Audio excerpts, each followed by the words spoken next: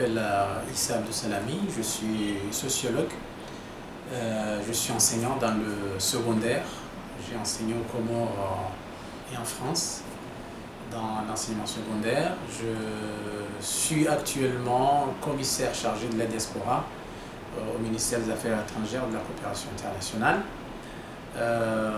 J'ai fait ma formation de base en sociologie après mon bac en 1995 à l'université d'Antananarivo, à Madagascar. J'ai fait une formation dans l'ancien régime avec un diplôme de master de recherche. Et j'ai continué à l'université Paris 8 pour un master 2 de sociologie, option sociologie des inégalités et de l'éducation.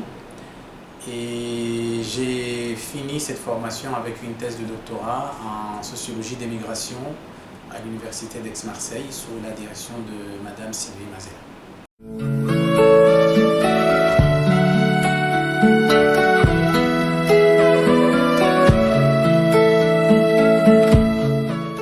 Alors je précise d'abord qu'il s'agit de carrière au pluriel. Ce n'est pas la carrière mais les carrières. Ça a un sens. Pourquoi? Parce que j'ai travaillé d'abord le tissu associatif comorien en France. On sait très bien que les Comoriens qui sont en France sont très nombreux. Ils s'organisent en association. Et cette prédisposition en fait m'a permis justement de rentrer dans la communauté et de voir comment ils s'organisent, comment ils vivent et comment justement ils s'entraident entre eux.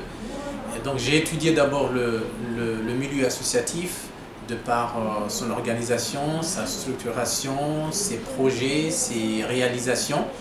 Mais j'ai axé, comme vous l'avez dit, justement mon travail de recherche vers les dirigeants associatifs, surtout pour les carrières de ces leaders associatifs. Alors pourquoi carrière? Parce que contrairement à d'autres communautés migratoires comme les communautés maghrébines ou certaines communautés subsahariennes comme les Maliens, comme les Sénégalais, qui passent par l'associatif vers une carrière qui est entre guillemets définie, qui est la carrière politique. On peut le remarquer actuellement dans certains gouvernements dans plusieurs pays du Maghreb ou plusieurs pays africains subsahariens, qu'il y a en fait des représentativités de la diaspora, ce qui n'est pas toujours le cas ici aux Comores. Donc eux, ils passent de l'associatif au politique, mais pour les Comoriens en France, ils passent de l'associatif à d'autres occupations professionnelles. Donc c'est pourquoi j'ai parlé plutôt de carrière au pluriel et non pas une carrière qui est prédéfinie. Alors j'ai remarqué que le milieu associatif peut être un tremplin pour accéder à d'autres fonctions, et ces fonctions sont diverses. On retrouve ces leaders associatifs après leur expérience associative.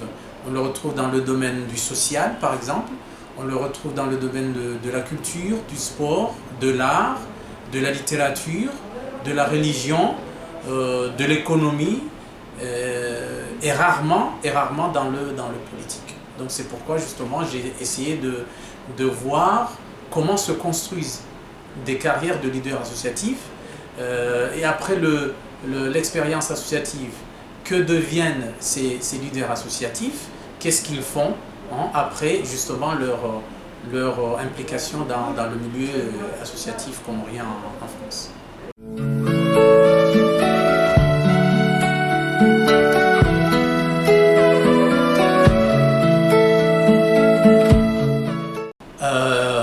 C'est quelque chose de très important quand on étudie sociologiquement les Comoriens d'une manière générale, mais quand on l'étudie aussi la communauté migratoire. J'avais parlé du terme de disponibilité biographique, c'est-à-dire qu'il y a des prédispositions qui font que les Comoriens, partout où ils sont, s'organisent d'abord en association. Quand on regarde par exemple ici aux Comores, même si on ne le sait pas, mais on est toujours organisé en groupement associatif. Ça commence par le quartier, ça s'étale vers le village, vers la région, vers l'île et après vers le pays d'une manière générale.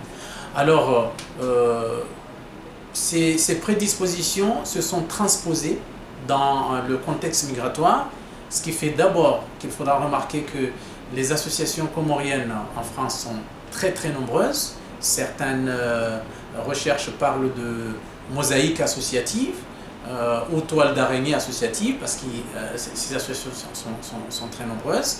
Donc il y a une certaine difficulté de pouvoir les organiser jusqu'à ce que nous ayons une dynamique associative qui est unique, à ce que nous appelons la dynamique transnationale associative.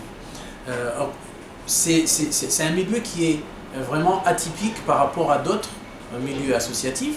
Quand on voit les Maliens, par exemple, qui est l'exemple le plus attrayant en France, quand on voit les Maliens qui s'organisent en associations transnationales, et pourtant ils sont issus de plusieurs régions.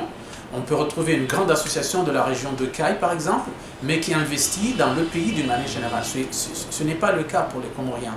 Les Comoriens ont certains modèles associatifs qui sont figés, qui sont là, et commencent d'abord par le modèle villageois.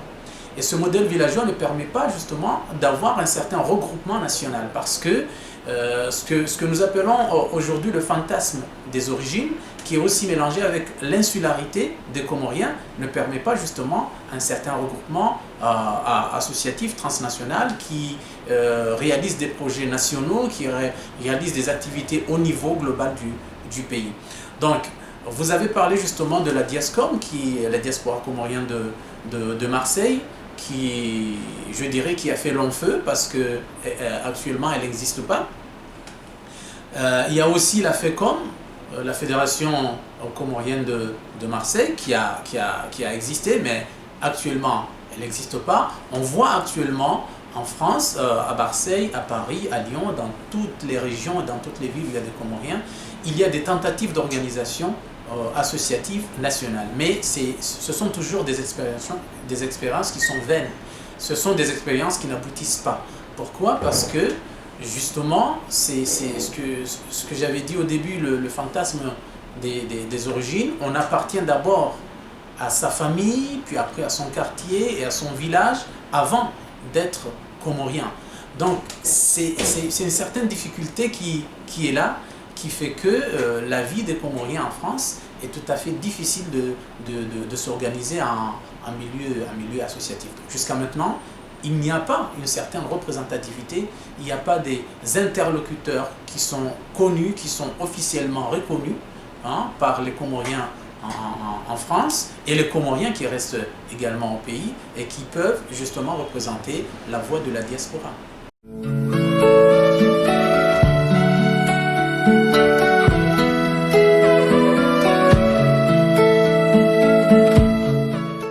Effectivement, donc cette notion de carrière, je l'ai mobilisée sociologiquement dans mon travail pour justement voir cette trajectoire de ces dirigeants associatifs. Ce qui mérite d'être mentionné, c'est que pour devenir leader associatif, il y a des conditions. Il y a des conditions d'abord pour devenir leader associatif. Et pourtant, pour devenir membre d'une association, c'est quelque chose qui est automatique, parce qu'on a cette disponibilité biographique qui fait qu'on a toujours cette habitude de vivre en communauté. Et une fois qu'on est en France, par exemple, le jeune étudiant qui débarque à Paris est obligé de s'intégrer, de s'impliquer automatiquement dans une association de son village ou de sa région, de sa famille, de son quartier. Ça, c'est un premier point. Mais pour devenir leader associatif, il y a déjà des conditions qui sont requises.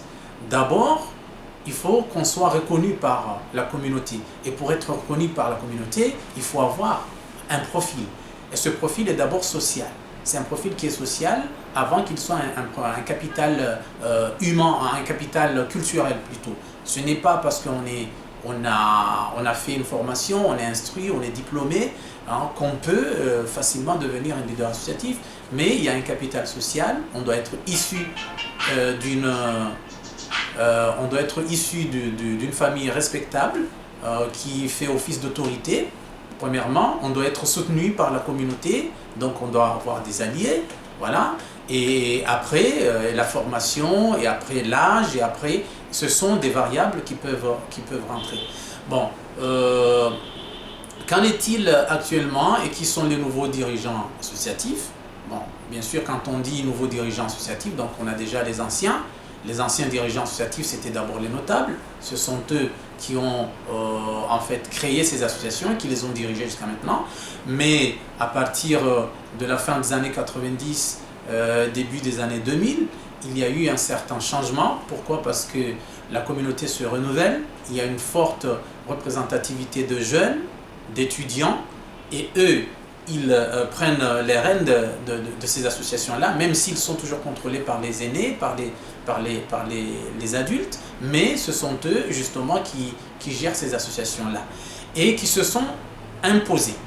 Et il y a un aspect aussi qui est très important maintenant pour comprendre ces nouveaux leaders associatifs, c'est qu'on rajoute d'abord la binationalité. Dans la plupart des cas, ces leaders associatifs sont des binationaux. Et ça, il y a une véritable explication à cela. Parce que ce sont des personnes qui ont des moyens, qui n'ont pas de soucis de régularité devant l'administration, devant la préfecture. Ce sont des personnes qui font des formations, qui suivent des formations universitaires, qui n'ont pas beaucoup de soucis pour pouvoir apprendre, pour prendre en charge leurs études. Et c'est à partir de là qu'on choisit justement ces personnes-là pour tenir les fonctions de leader associatif. Un deuxième aspect pour les nouveaux leaders, actuellement, il y a en fait une forte aussi représentativité de jeunes. Ce sont surtout des jeunes et qui opèrent dans des associations qui ne sont pas du modèle villageois, mais surtout du modèle, je dirais, humanitaire, du modèle ONG. Ces nouvelles, ces nouvelles associations qui se sont créées, on les voit actuellement. Par exemple, je peux prendre l'exemple d'une association qui a été créée à Moroni, mais qui s'est prolongée à Paris, à Marseille, Rochao, par exemple, qui est gérée par des jeunes d'abord, et des jeunes qui sont instruits, qui sont surdiplômés, hein, et qui n'ont pas qui ne vivent pas dans la précarité que nous avons connue, qui ont une vie quand même qui est maîtrisable, qui peuvent subvenir à leurs besoins et qui peuvent payer des frais de leur scolarité.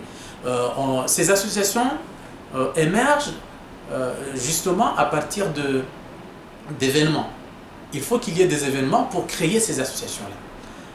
Premièrement, je peux prendre l'exemple qui est un peu ancien, mais l'assassinat de Ibrahim Ali à Marseille a fait qu'on a créé une association qui n'est pas villageoise, mais qui est une association de défense des droits des individus, des personnes, mais qui est justement comorienne.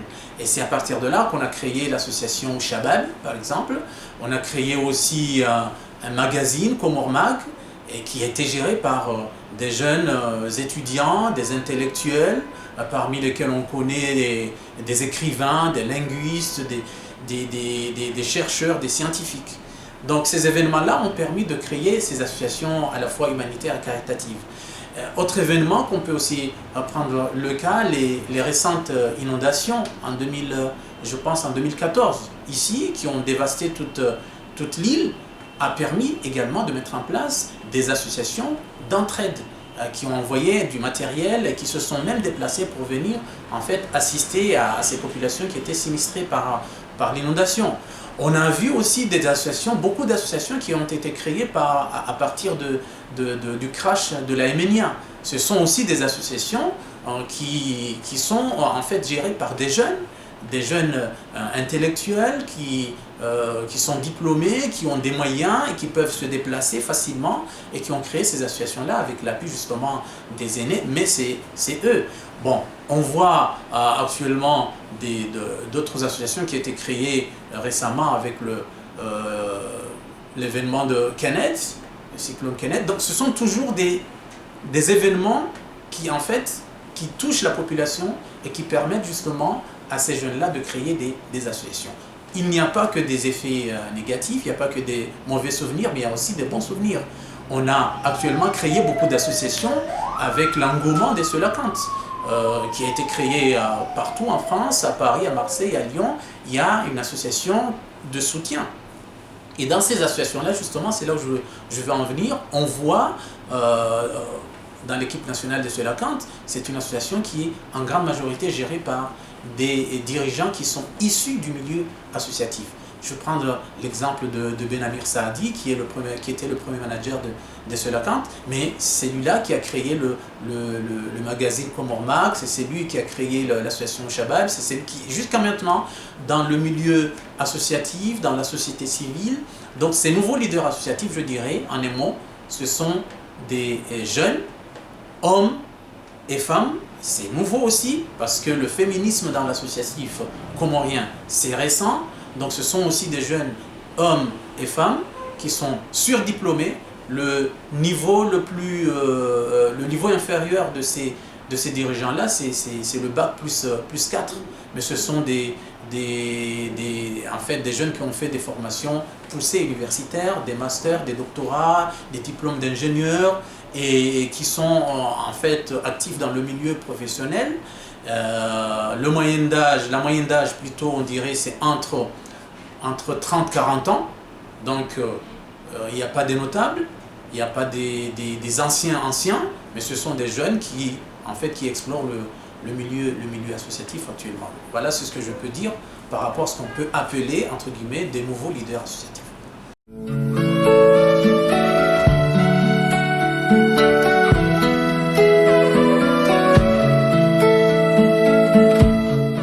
C'est une diaspora très très ancienne, on le sait très bien, parce que c'est d'abord une diaspora de travail. C'est même pendant la colonisation que les Comoriens ont commencé à partir à l'extérieur, surtout en France. Je préciserai d'abord que la France c'est une dernière destination, mais les Comoriens ont passé d'abord par l'Afrique de l'Est, Madagascar, et après la France aux années, fin des années 60, début des années 70, qui se sont installés. Ils réalisent, parce que c'est une migration de travail, donc c'est pour partir, aller travailler, avoir des moyens pour aider ceux qui restent au pays, subvenir à leurs besoins. Donc c'est une migration essentiellement une migration de travail. Il y a beaucoup de réalisations, on ne peut pas le nier, il y a beaucoup de réalisations de la diaspora, de ces Comoriens qui vivent en France. Les Comoriens de la Grande Comore, de Moélie, d'Anjouan investissent dans leur ville, dans leur village, avec des réalisations qui sont visibles, dans l'infrastructure par exemple, ça c'est très visible, dans les voies, dans les routes, dans les projets d'adduction d'eau, dans les projets de santé, éducation, ainsi de suite. Mais le problème c'est quoi? C'est que je reviens encore une fois sur les stéréotypes qu'on affiche aux Comoriens. Les Comoriens sont beaucoup plus introvertis, ça on le constate. Ils sont peu visibilisés sur la scène sociale et politique en France. C'est quand même une diaspora qui est très ancienne, qui s'est installée en France depuis très très longtemps. Mais quand on regarde sur la scène politique, ce n'est que ces dernières années qu'on voit des visages issus de la diaspora comorienne. Et pourtant, on a même vu les Marocains, les Algériens, les Tunisiens et d'autres populations d'Afrique subsaharienne qui avaient une certaine implication dans la vie politique et sociale en France. Donc, cette notion de ce repli vers nous-mêmes et de cet introvertisme du Comorien ne permet pas justement de visibiliser les réalisations. Même si ce sont des réalisations qui sont très très nombreuses, qui sont louables, mais on est beaucoup plus limité à nos origines, je dirais, premièrement. Deuxièmement, ce sont des réalisations qui ne se font pas dans le cadre général du pays, mais qui se font dans le cadre réduit et restreint du village. Le modèle villageois, c'est le modèle le plus dominant dans le tissu associatif comorien. Donc, ce sont des réalisations, mais parfois on voit les mêmes réalisations dans 3 ou 4 villes. Construction d'écoles dans 2 ou 3 villes, c'est la même chose, c'est le même projet. Pourquoi? Parce que chacun veut faire en sorte que, en fait, il n'est pas exclu. Si on a construit une école dans ce quartier et on a construit une école dans l'autre, donc nous, on dira, nous aussi, on est obligé de le faire. Pourquoi? Parce que sinon, on va nous taxer de renégats, on va nous taxer d'incapables. On va nous demander qu'est-ce que vous faites là en France pendant que vos camarades, vos voisins qui sont à côté de nous font des réalisations. Donc ça, c'est aussi un élément important. Donc ça peine à pouvoir s'organiser, et en France et aux Comores. Bon, on se pose toujours la question, pourquoi les Comoriens en France ne sont pas capables de s'organiser et d'avoir une association unique qui sera l'interlocuteur de la diaspora, qui réalisera des projets nationaux, ainsi de suite. La réponse est tout à fait simple. Quand on est en France, quand on part d'ici pour aller en France, il n'y a pas de modification, il n'y a pas de changement. Le changement, c'est l'espace. Mais la transposition de nos mentalités, on les amène partout. On ne peut pas être ici et aller se réunir en France. On amène cette mentalité. On est là, on est obligé d'avoir plusieurs associations parce que aux Comores, on avait des associations de villages, de quartiers. Vous le voyez dans nos villages. Et par exemple, pour les places publiques, dans tous les villages et les villes, il y a au moins 2 places publiques parce que ce sont des places publiques qui sont en fait réalisées par des associations. Et en France, c'est aussi la même chose. C'est eux qui financent ces réalisations-là. Donc, il y a une difficulté de pouvoir en fait s'organiser et avoir une visibilité qui est très, très, très effective et efficace. Un deuxième aspect aussi, il y a l'influence de nos coutumes, de nos mœurs, de nos coutumes. Ça, c'est aussi important. Pourquoi? Parce que, quel que soit le niveau d'instruction que l'on a, quelle que soit l'intégrité intellectuelle que l'on a, mais quand on n'est pas reconnu par les coutumes, par les mœurs, par nos traditions, c'est peine perdue. Il faut qu'on soit reconnu par les notables.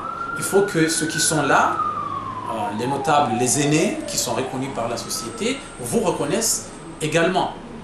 Et là, ça peine effectivement de pouvoir s'organiser parce que on ne peut pas créer une association et laisser l'association aux mains tout simplement de jeunes.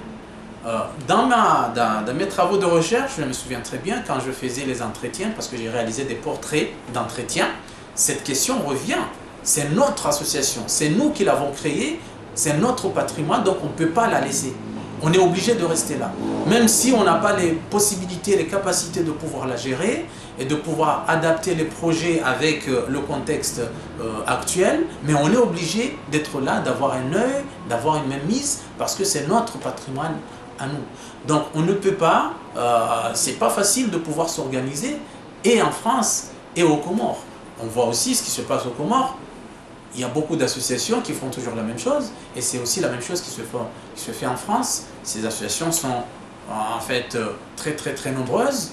Pour la petite anecdote, pendant mes enquêtes, quand on comptabilisait les associations comoriennes en France, c'était vraiment très très étonnant parce que rien qu'en Île-de-France, en 2014, on a recensé 417 associations, juste en Île-de-France. En fait, les associations qui portent l'intitulé Association comorienne.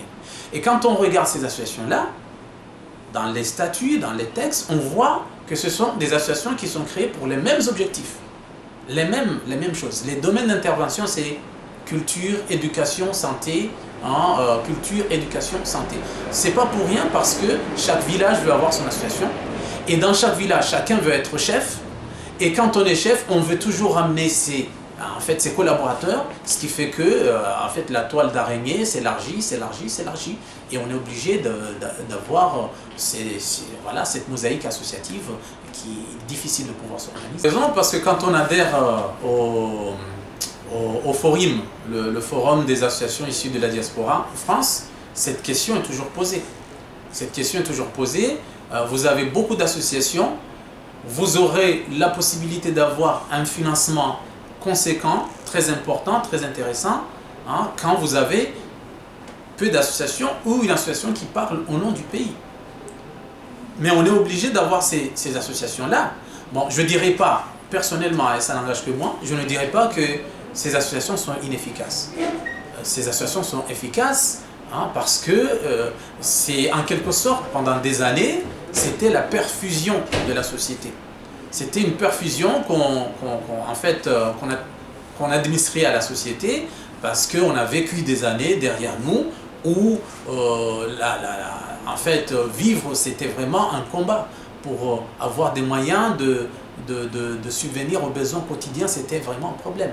Avec les grèves des enseignants, avec les arriérés, le gel des salaires, avec les moyens de fonctionnement, par exemple les produits de première nécessité qui avaient des prix effectivement très très élevés, qu'on n'arrivait pas, il n'y avait pas d'électricité, il n'y avait pas...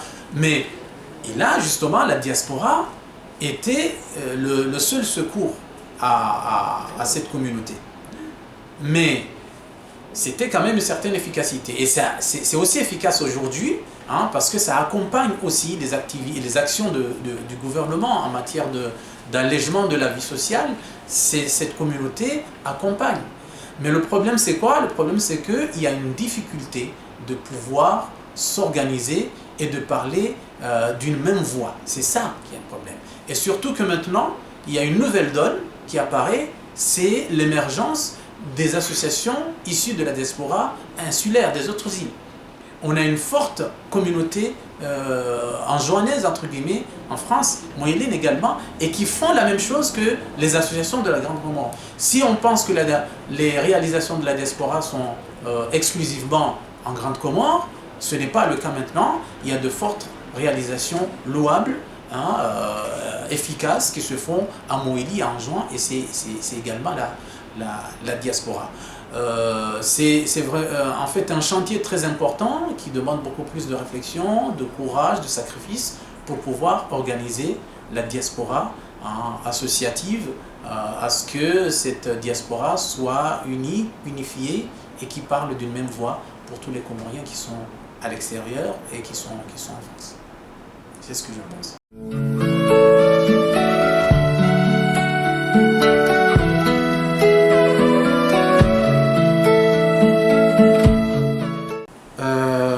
Je suis retourné en mars 2020. J'ai juste soutenu ma thèse en décembre 2019 et je suis tout de suite, j'ai plié mes bagages, je suis retourné. Pourquoi je suis retourné? C'est une question qui se pose parce que sociologiquement, les migrations de retour sont peu étudiées. Quand on part éternellement, mais on part pour aller rester, mais on ne se dit pas qu'on va rester. C'est ça le contraste de la double absence qui a été développé par Abdelmalek Sayad, le sociologue algérien. On part, mais on est absent. On est absent en France, on est absent dans le pays d'origine. Et moi, personnellement, je me suis dit qu'il faut contourner ce concept, cette thématique de double absence, faire de la double absence une double présence.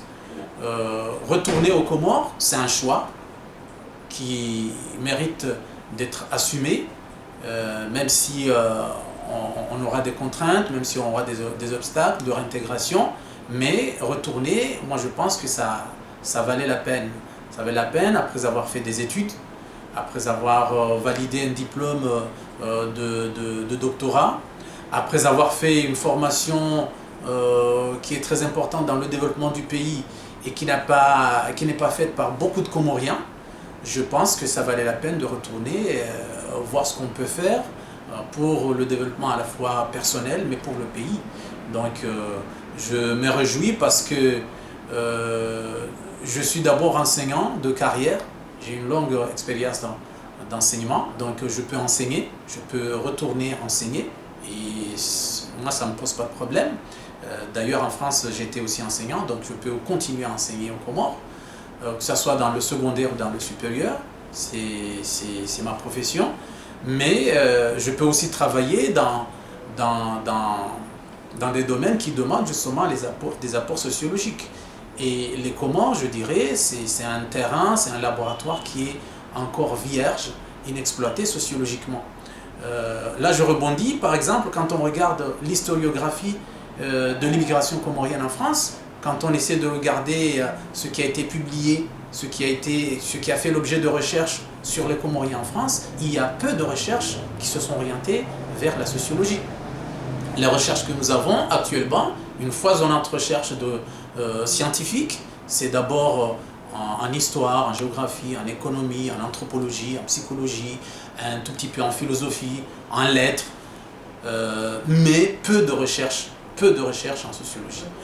J'ai vu dans mon université, qui est la première université francophone au monde, Aix-Marseille, on était 3 Comoriens qui ont continué jusqu'à le niveau de thèse. Bon, moi j'étais le 3e et j'ai pas fait ma formation de base à Aix-Marseille, mais j'ai rejoint 2 autres collègues qui ont fait Aix-Marseille. Et vous imaginez Aix-Marseille avec la communauté comorienne en France et à Marseille, on retrouve tout simplement 2 jeunes Comoriens qui font des thèses de doctorat. Donc ça veut dire que la sociologie, elle n'est pas méconnue, mais elle a un intérêt, mais elle n'est pas effectivement un domaine de prédilection pour certains jeunes. Je pense que ça vaut la peine de retourner au pays quand on a quand même fait une certaine formation pareille et qui peut contribuer à l'épanouissement économique, qui peut aussi contribuer au développement. Je pense que ça vaut la peine de retourner. Et surtout qu'on a déjà une certaine expérience de vie active dans le pays.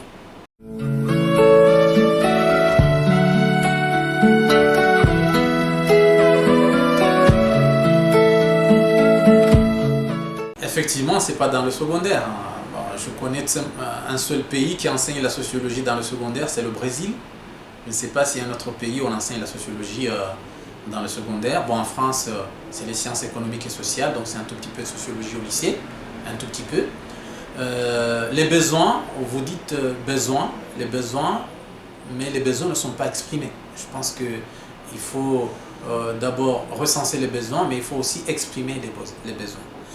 À l'université, on a besoin d'un enseignement de sociologie, bien sûr, parce que nous avons des facultés qui nécessairement doivent passer par un enseignement de sociologie, les facultés des lettres, sciences humaines, des disciplines comme les sciences économiques, l'administration économique et sociale, par exemple. En sciences juridiques également, on a besoin de connaissances sociologiques. J'ai des contacts avec l'université, d'abord parce que moi je suis issu du ministère de l'Éducation nationale, donc il n'y aura pas de mal pour pouvoir intégrer, je pense, l'enseignement supérieur parce que je suis déjà enseignant dans le secondaire. Mon projet professionnel, justement, c'est d'intégrer l'enseignement supérieur, enseigner la sociologie à l'université. Je pense que le dossier est en cours.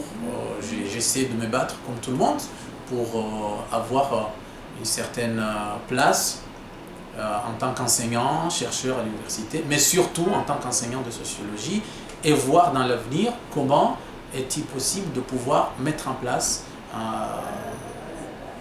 une faculté de sociologie, une faculté de sciences sociales ou faire en sorte que la sociologie soit une discipline qui est enseignée transversale dans toutes les filières. Mais je pense que l'Université des Comores a besoin d'un enseignement de sociologie. Vous savez très bien que dans toutes les universités au monde, quand on a une politique nationale axée vers la jeunesse, on n'enseigne pas la société, on n'enseigne pas nos coutumes, nos mentalités, on n'enseigne pas cette science sociale. Je pense que c'est voué à l'échec. Donc le projet est là, je pense qu'il faut se battre, il faut avoir les moyens, il faut être accompagné, il faut persévérer. Mais l'enseignement de la sociologie à l'Université des Comores est vraiment, vraiment fondamental et indispensable.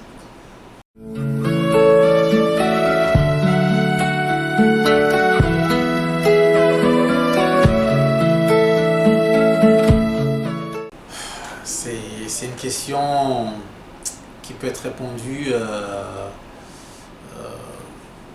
de plusieurs façons. Ce que je veux d'abord insister, c'est que le commissariat chargé de la diaspora, c'est une institution étatique qui est dédiée aux Comoriens de l'extérieur, de la diaspora, qui doit travailler avec ceux qui sont à l'extérieur. Ce n'est pas une direction qui est au sein du ministère. C'est tout à fait différent. Ici, nous avons la direction des affaires politiques, nous avons la direction de la coopération, nous avons... En fait, c'est un travail qui se fait ici. Qui se fait ici, qui se décide là, qui se planifie, qui se réalise, ainsi de suite. Alors que le commissariat chargé de la diaspora, en fait, est orienté vers les Comoriens qui sont à l'extérieur. Donc, ce sont les Comoriens qui sont à l'extérieur qui doivent d'abord s'impliquer de l'institution qui leur est dédiée. Premièrement. Donc, il faut justement que nos capacités à pouvoir nous organiser en France, nos capacités à pouvoir gérer, monter et organiser des événements, des associations, ainsi de suite, on a un certain dynamisme associatif, on a un certain atout de pouvoir nous organiser. Je pense également que toutes ces possibilités doivent aussi être investies au sein du commissariat. Parce que le commissariat, c'est pour eux. Ce n'est pas pour ceux qui sont ici. C'est pour ceux qui sont à l'extérieur. D'ailleurs, quand on regarde le décret portant création du commissariat, c'est toujours vers ceux qui sont à l'extérieur. C'est accompagner ceux qui sont à l'extérieur, c'est défendre leurs droits, leurs intérêts, les accompagner, les organiser, les conseiller, ainsi de suite, ceux qui sont à l'extérieur. Et quand ils veulent revenir au pays, il faut aussi les accompagner. Donc, c'est une institution qui est exclusivement dédiée aux Comoriens de l'extérieur. Alors, l'unification ou nos projets pour développer la structure, ce sont des projets dont les bénéficiaires sont d'abord ceux qui sont à l'extérieur. Donc, ils doivent aussi cotiser, ils doivent aussi effectivement s'exprimer, envoyer leur point de vue, être en échange permanent avec eux. Ce que je veux préciser, sincèrement, ce que je vais préciser, comme on dit, on s'en fout justement politique. On s'en fout que le commissariat est géré par quelqu'un du régime ou pas. On s'en fout que le président de la République, on l'aime ou pas, ou le régime, on l'aime ou pas. Le commissariat sera toujours là. D'ailleurs, il est là depuis 2011. Je suis le 4e commissaire. Il sera toujours là. Alors, ce qu'il faut faire maintenant, c'est quoi? C'est que il faudra profiter de cet espace qui nous est dédié pour pouvoir nous-mêmes nous développer, pour pouvoir nous légitimer, pour pouvoir effectivement alléger nos modes de vie, nos quotidiens en France. Vous étiez en France, moi j'étais en France, j'ai fait 12 ans en France, j'ai vu dans quelle galère on vit administrativement, par exemple. Quand on veut renouveler son titre de séjour, quand on veut un papier à la CAF, quand on veut aller à sa mutuelle de santé, quand on veut voyager, tout ça, ce sont des démarches administratives très très lourdes. Et ces démarches-là doivent être prises en compte et prises en charge par les administrations consulaires, par exemple. Ce n'est pas le cas. Et c'est l'occasion pour le commissariat de travailler avec nos Comoriens, nos ressortissants comoriens qui sont à l'extérieur, pour pouvoir alléger ces démarches-là, premièrement. Ensuite, un deuxième point, pour terminer, le commissariat chargé de la diaspora, quand on dit diaspora, ce n'est pas uniquement les Comoriens qui sont à Marseille, à la place d'Aix. Ce ne sont pas ceux qui sont à La Courneuve, en région parisienne. La diaspora, je ne dirais pas la diaspora, mais je dirais les diasporas comoriennes.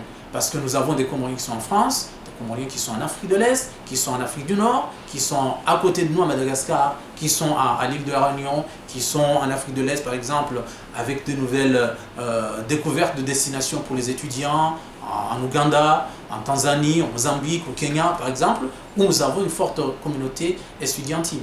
Donc le commissariat chargé de la diaspora, c'est un commissariat qui est chargé des Comoriens de l'extérieur. Tous les Comoriens de l'extérieur.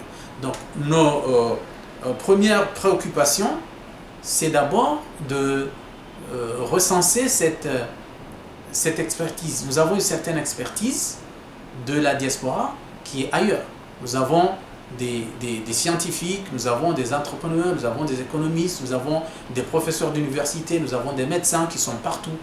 En France, au Canada, en Afrique subsaharienne, en Afrique du Nord par exemple, à Madagascar, ils sont très nombreux.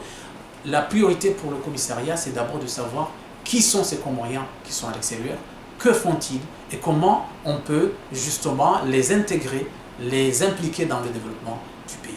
C'est justement la première possibilité.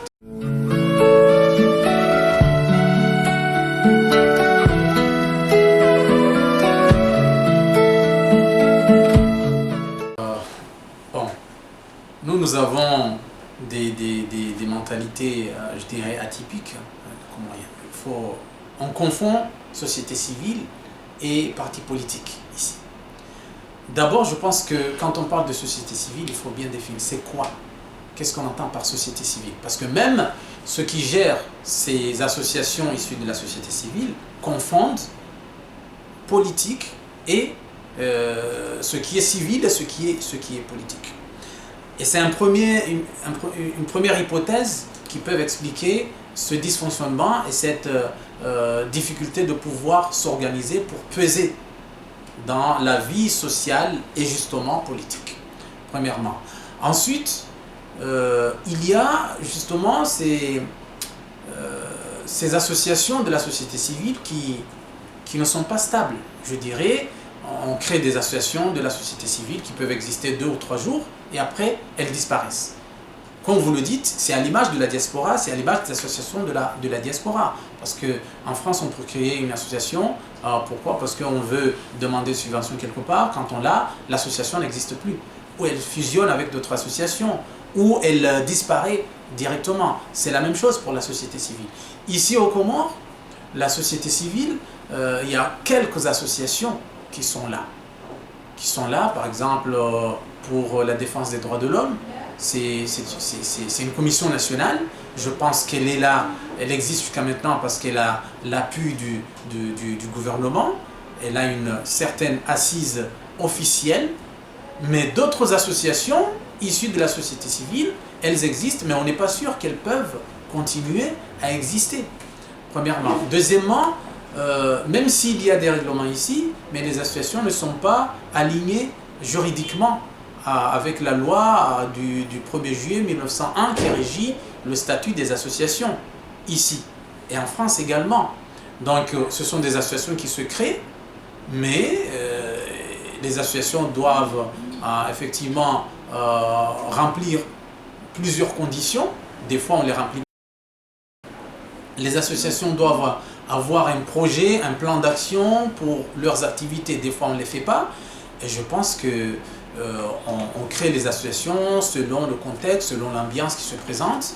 Et justement ça peine. Et surtout qu'il y a, dans la plupart des cas, une récupération politique dans ces associations-là. Quand vous regardez les associations de la société civile, on les taxe toujours de politiciens. Même si les dirigeants veulent justement défendre les droits humains les plus élémentaires, mais on taxe à ces dirigeants-là toujours des affinités qui sont politiques. Certains sont aussi politiques. Donc ça, c'est déjà quelque chose qui est très, très important pour expliquer ce dysfonctionnement et cette difficulté de pouvoir s'organiser à l'image de...